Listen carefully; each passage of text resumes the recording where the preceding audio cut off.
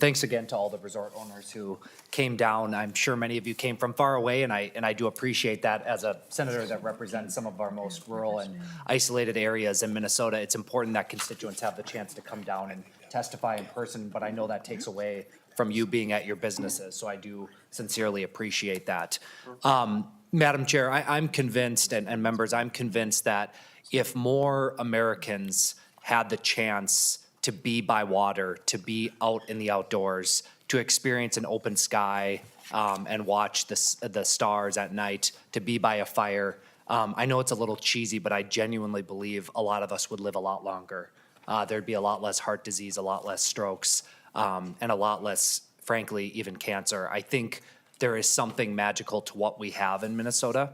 I grew up in Fargo, North Dakota, on the border with Minnesota, and as I described earlier, my family had a cabin in Ottertail, and I cannot tell you how many North Dakotans, and I'm sure Iowans and South Dakotans as well, travel to our state for our greatest resource, which is our lakes and our outdoors and the opportunities that we have for people to just get away from what Ms. Norris was talking about, which is the hustle and bustle, the corporate lifestyles that many of us live.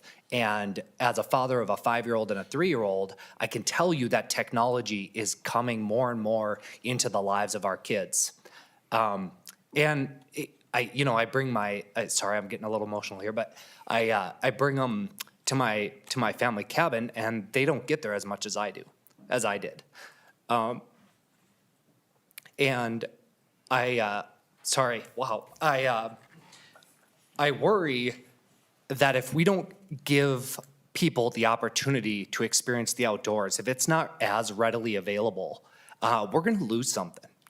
And what we're doing here is a really small fix to make it so that our outdoors are available for people. And I want to see this resort that's next to my grandparents' cabin stay alive, and these folks as well. So thanks for the time.